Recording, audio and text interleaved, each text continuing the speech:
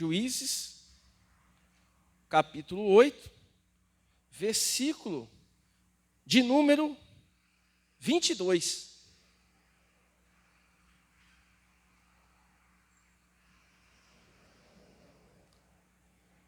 Então, os homens de Israel disseram a Gideão: domina sobre nós, tanto tu como teu filho, e o filho de teu filho, porquanto nos livraste das mãos dos midianitas.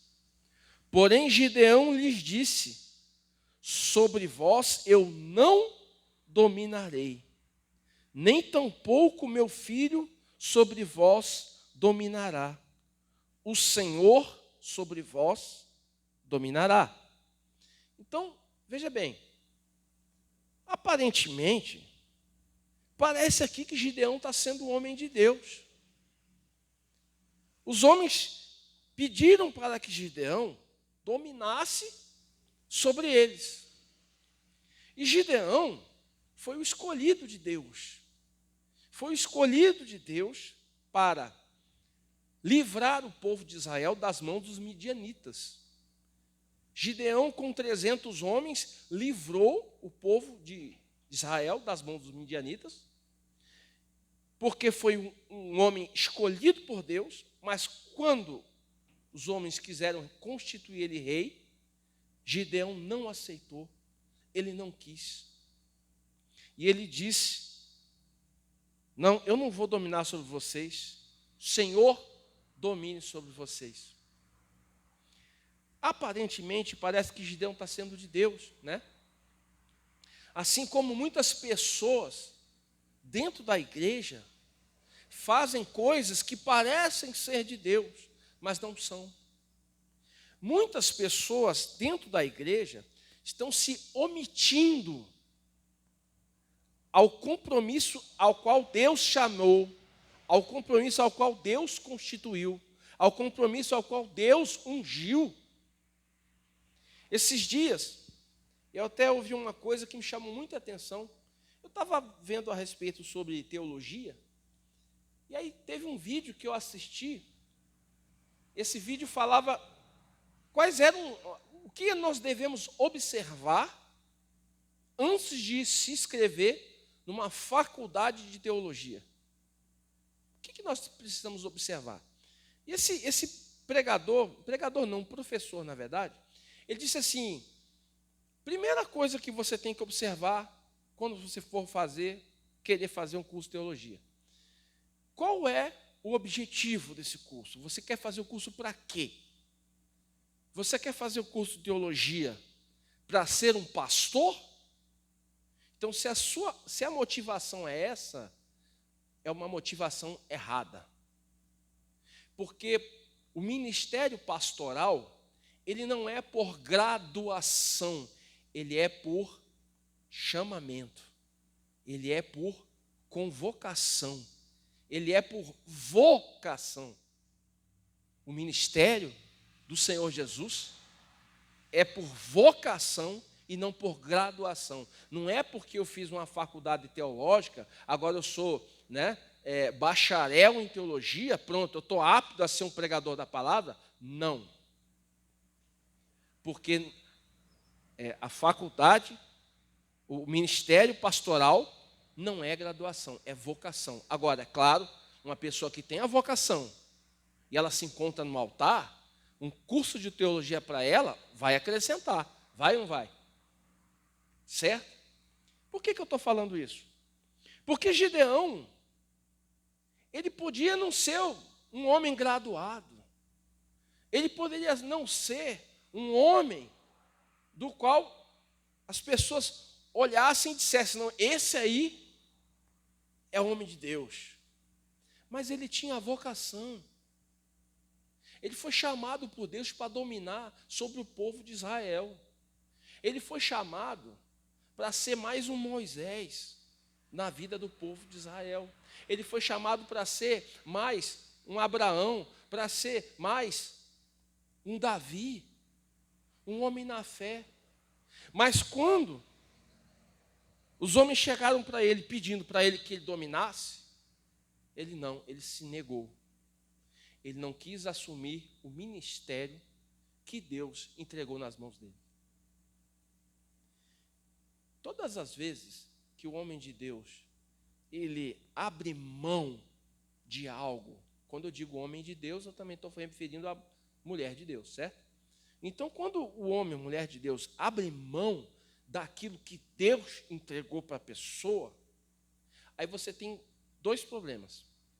O primeiro problema é que aquele poder, aquela unção que foi entregue na mão daquela pessoa, ela começa a minguar. E aí a pessoa vai se tornando religiosa, ela abre mão da fé e passa a viver uma religião. Ela passa a ter costumes. Aí eu tenho costume de ir para a igreja, eu tenho costume de devolver o dízimo, eu tenho costume de orar, eu tenho costume, ela vive de costumes. Mas ela já não está mais naquela unção, ela já não está mais no espírito, está fazendo as coisas por fazer. Por quê? Porque negou o chamado de Deus. Segundo grande problema, existe um ditado popular que diz que para o mal triunfar, basta que os que são de Deus permaneçam como? Calados. Quando o homem de Deus se isenta, nega o seu chamado, pode ter certeza absoluta que alguém vai tomar o lugar dele. E essa pessoa que toma o lugar dele, nem sempre é um homem de Deus. E foi o que aconteceu aqui. Como Gideão negou aquilo pelo qual Deus chamou ele para fazer, então veio outro. Veio o espertalhão. Qual é o nome dele? A gente aqui vai ver no capítulo 9, versículo 1. E Abimeleque, filho de Jerubaal, foi-se a Siquém, aos irmãos de sua mãe, e falou-lhes, e a toda a geração da casa do pai de sua mãe, dizendo: falai, peço-vos, aos ouvidos de todos os cidadãos de Siquém, qual é melhor para vós, que 70 homens, todos os filhos de Jerubaal, dominem sobre vós, ou que um homem sobre vós domine? Lembrai-vos também de que sou o osso vosso e carne vossa. Então os irmãos de sua mãe falaram acerca dele perante os ouvidos de todos os cidadãos de Siquém todas aquelas palavras. E o coração deles se inclinou para Abimeleque, porque disseram: é nosso irmão.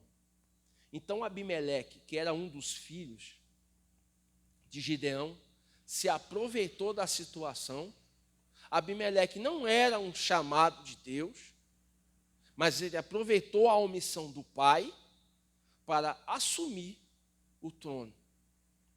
Mas ele não era um chamado de Deus. Tanto que não era, ele veio aqui com um discurso bonito, né? Para que o povo de Israel vai ser dominado por 70 homens? Porque eram 70 filhos de Gideão. Por que 70? É melhor dominar sobre um só. É mais fácil. É mais simples. E olha, eu sou irmão de vocês. Eu sou osso do osso de vocês. Eu sou sangue do sangue de vocês. E a Bíblia diz que os seus irmãos, que o povo, né, agradou o quê? O coração. A palavra diz que o coração, ele é o quê? Enganoso. É enganoso o coração. E esses homens se deixaram levar pelas palavras de Abimeleque.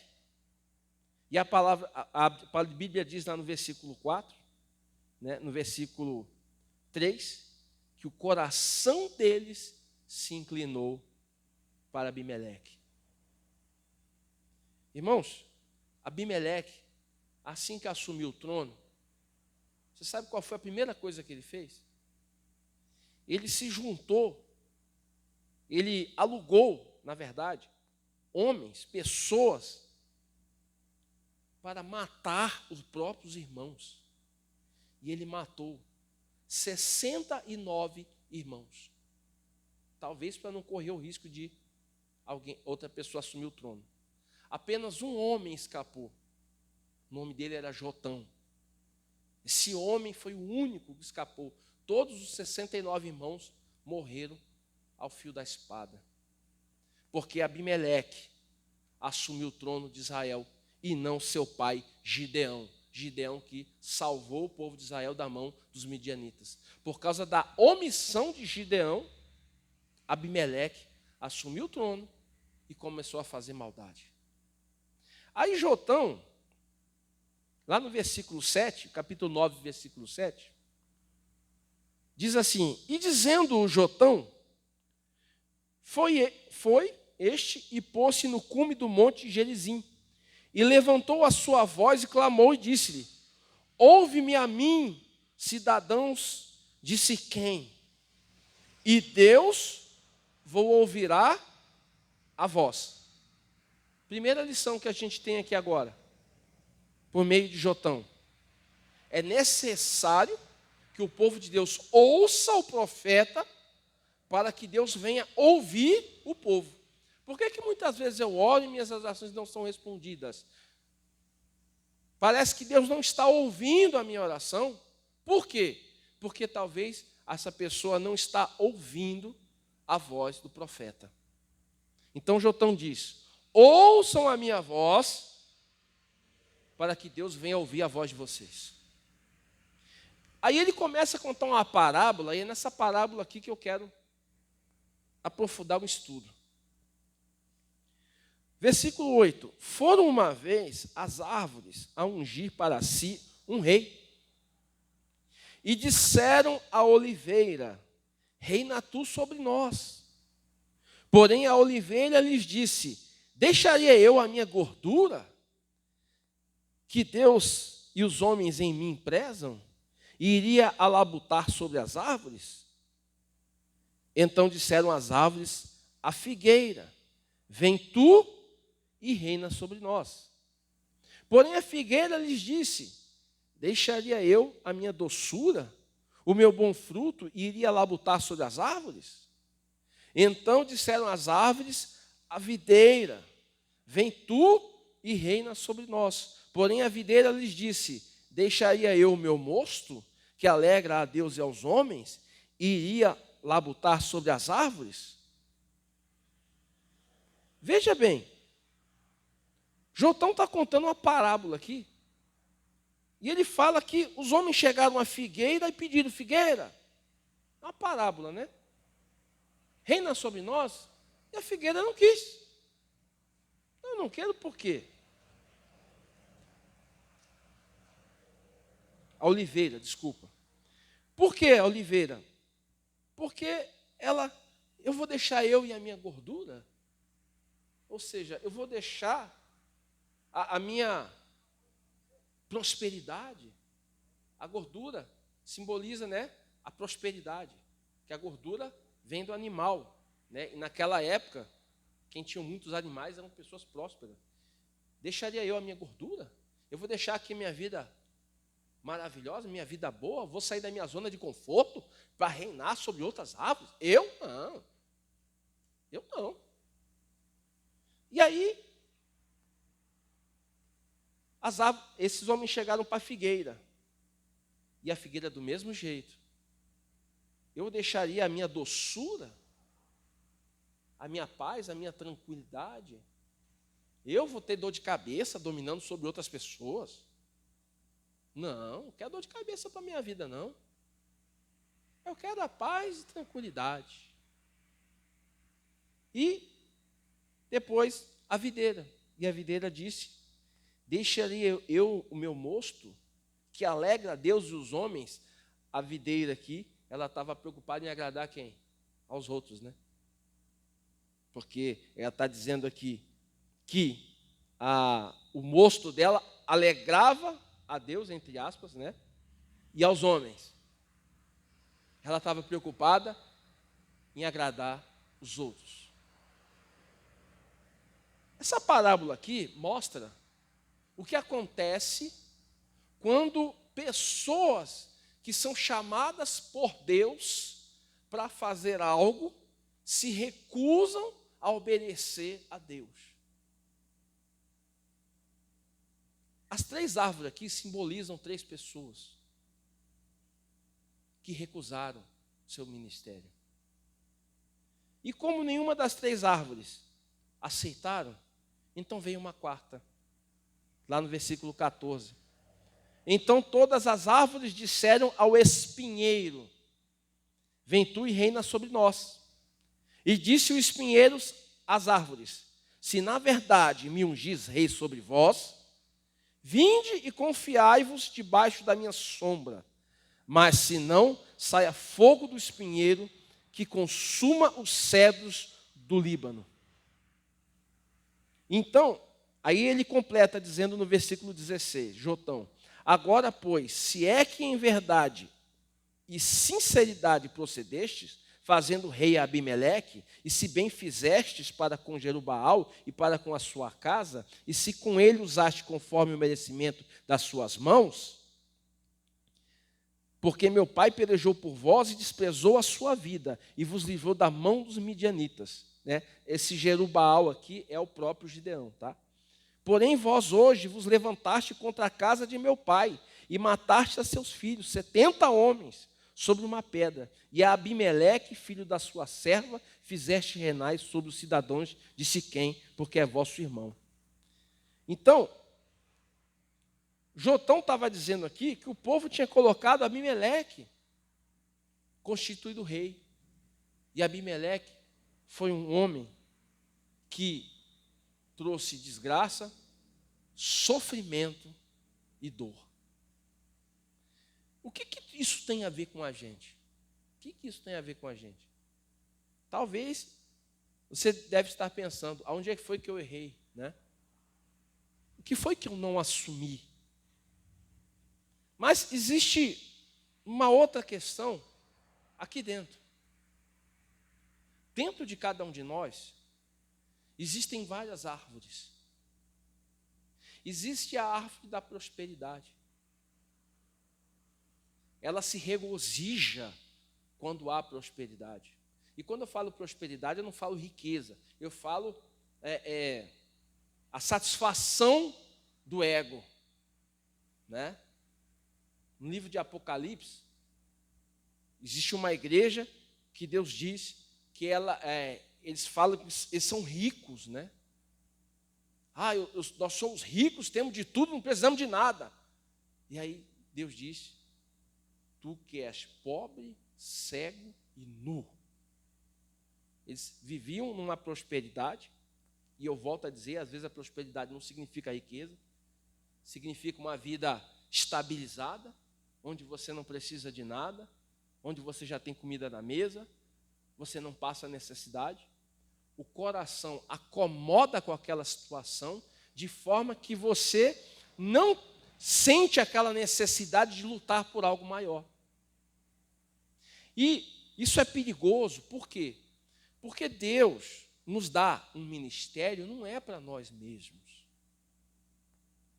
Deus me deu uma unção de prosperidade. Será que essa unção que Deus me deu de prosperidade é só para mim? É só para eu ficar rico? Ou será que Deus me deu essa unção para que eu seja usado para levar pessoas à prosperidade? É nisso que eu tenho que pensar. Aquilo que Deus me dá não é para mim.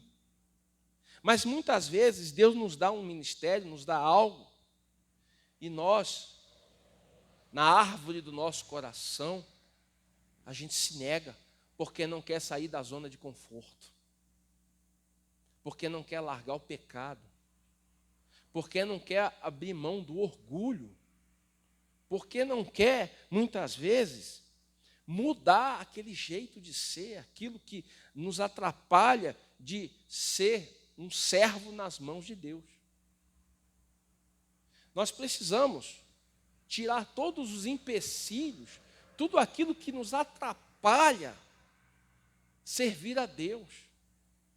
Porque verdade é que se nós fôssemos perfeitos, todos nós já estaríamos prósperos, família convertida, todos já seriam batizados no Espírito Santo, todos não teriam doenças, porque a salvação, irmãos, ela é um pacote. Ela já traz a salvação da família, ela já traz a prosperidade, ela já traz a saúde, ela já traz a bênção sentimental. Mas por que as coisas não estão prosperando na minha vida? Porque muitas vezes existem árvores dentro de nós, enraizadas, que não querem que nós venhamos sair da zona de conforto. É muito comum as pessoas, quando são instigadas por algum assunto, elas saírem pela tangente e correr para o porto seguro. Quer um exemplo? Às vezes a gente atende uma pessoa e a gente diz para ela assim: ô irmão, você tem que largar o pecado, irmão. Você está no adultério. Larga essa amante e volta para sua esposa. Aí o que a pessoa faz? Ela muda de assunto. Não, porque eu estou prosperando muito, Deus é comigo, você não sabe de nada. Rapaz, eu tinha uma loja e montei 2 lojas, montei 3 lojas, e prosperei, comprei um carro novo. Rapaz, eu não estou falando de prosperidade não, amigo. Eu estou falando de adultério. Não, isso aí não. A pessoa nem quer falar no assunto. Por quê? Porque ela não quer mudar. Aí ela fica se firmando nas coisas que na vida dela são pontos fortes. São espinheiros que, na verdade, lá na frente vai trazer grandes problemas. Eu tenho falado muito de prosperidade, mas eu também tenho uma preocupação. Porque nós sabemos que uma pessoa, quando ela prospera, o diabo muitas vezes ataca outras áreas. É muito comum você ver pessoas ricas se suicidando, pessoas ricas tendo uma família destruída, um casamento destruído, e casa uma vez, e casa de novo, e casa outra vez. Por que uma vida destruída? Ah, porque o dinheiro não traz felicidade? Não, a questão não é essa. A questão é que a pessoa, ela colocou toda a força ali naquilo que ela tem facilidade, mas os pontos fracos, isso ela não explorou. Irmãos, nós temos que explorar nossos pontos fracos. Nós precisamos reinar sobre os nossos pontos fracos e nunca se esquivar daquilo que Deus fala ao nosso coração. Nós não podemos fazer seleção daquilo que Deus fala conosco. Se Deus diz para nós assumirmos algo, assume a sua raiva, porque você é uma pessoa descontrolada, você explode, você não tem controle. Você tem que reinar sobre isso. Se você deixar de lado, se você encobrir, se você tapar o sol com a peneira ali e começar a buscar outras áreas que você tem facilidade, aquela área que você deixou de lado vai virar um espinheiro na sua vida. Precisamos explorar nossos pontos fracos, descobrir o que em nós está faltando para que nós venhamos agradar o nosso Deus. Porque verdade é que a única coisa que nos impede de nós alcançarmos a promessa de Deus em qualquer área da nossa vida são os espinhos. Nós precisamos remover os espinhos da nossa vida. Aquilo que talvez entristece o Espírito Santo de Deus. Nós precisamos nos santificar mais. Nós precisamos, principalmente nessa época, agora, nós estamos vivendo uma época em que o diabo está aí no mundo, causando sofrimento, dor. E qual é a garantia que nós temos que esse mal não vai nos atingir? Qual é a garantia? É a nossa proximidade com Deus. Porque as trevas, elas não prevalecem contra a luz. Não tem jeito. Então, se nós estivermos na luz, as trevas não vão nos alcançar.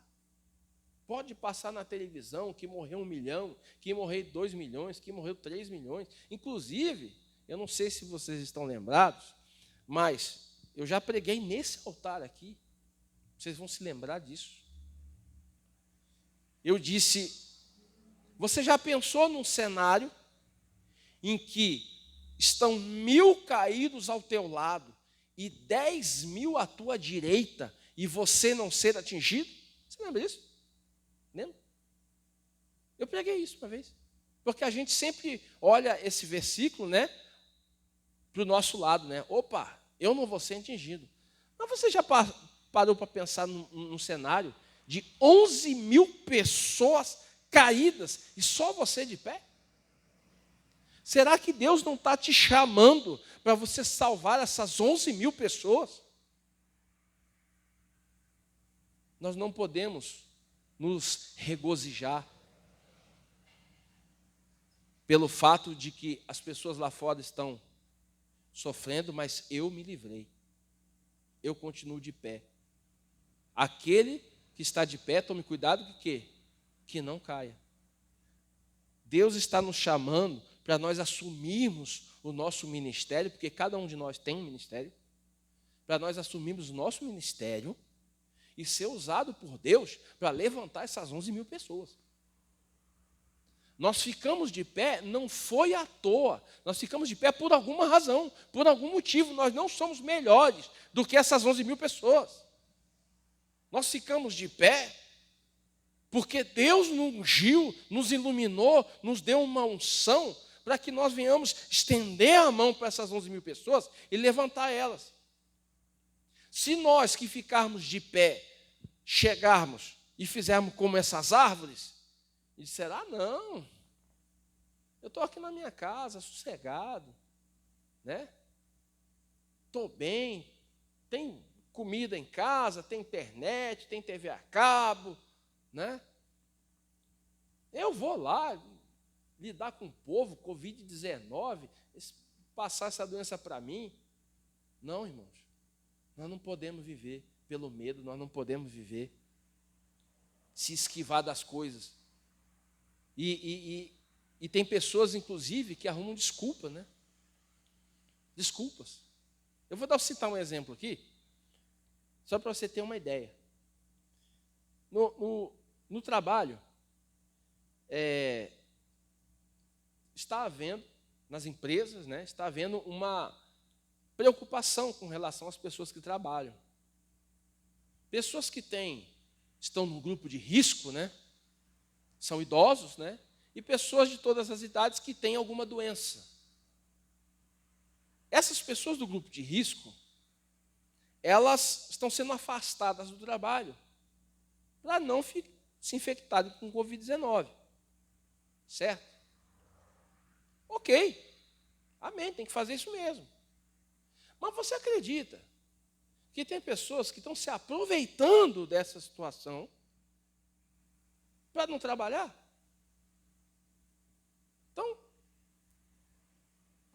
eu digo aqui que eu sou do grupo de risco, eu não estou doente, eu não tenho doença, mas eu digo que eu sou do grupo de risco aqui, aí eu vou para casa, aí vou curtir, vou ver televisão, vou jogar videogame, vou passear, vou para a balada, né? É só falar que eu sou do grupo de risco, pronto, acabou. A pessoa se exime do seu compromisso, do seu trabalho, e arruma a pandemia como uma desculpa. Nós precisamos viver pela fé. Quem vive pela fé, quem vive de fé em fé, eu disse isso para um colega meu outro dia, eu disse assim, rapaz, quem está na guerra, não se importa em levar um tiro. Não é verdade. Soldado está ali, na guerra, está atirando. Aí, de repente, toma um tiro no braço. Você acha que ele vai chorar? Ele vai parar de batalhar? Não vai. Porque se ele parar de batalhar, o inimigo vai avançar sobre ele. Então, mesmo tomando um tiro, ele continua na batalha e continua atirando. Por quê? Porque é uma questão de vida ou morte. E nós estamos exatamente nesse momento. A igreja do Senhor Jesus Cristo está exatamente nesse momento, no meio de uma guerra. Então, se nós não nos levantarmos e dominar, tomar posse daquilo que Deus nos deu, para nós reinarmos com Cristo, assumirmos o trono da nossa vida e também daqueles que estão à nossa volta, se nós não nos colocarmos à disposição de Deus, como soldado preparado para a batalha, sabe o que vai acontecer? O espinheiro vai vir e vai reinar sobre nós. Vai. Obreiro Anderson, como é que o espinheiro reina sobre nós? Se nós não salvarmos almas, por exemplo, para que serve uma igreja aberta sem que não salva almas? Tem alguma necessidade de uma igreja aberta que não salva almas? Não tem. Perdeu o objeto, perdeu o objetivo. Já não é verdade. O que adianta você ser cheio de conhecimento bíblico se você não passa isso para ninguém? Não passa para ninguém. Guarda só para você. Hoje eu aprendi sobre Gideão. Amanhã eu aprendo sobre Moisés. Depois eu aprendo sobre Abraão. Glória a Deus. Glória a Deus nada, irmã.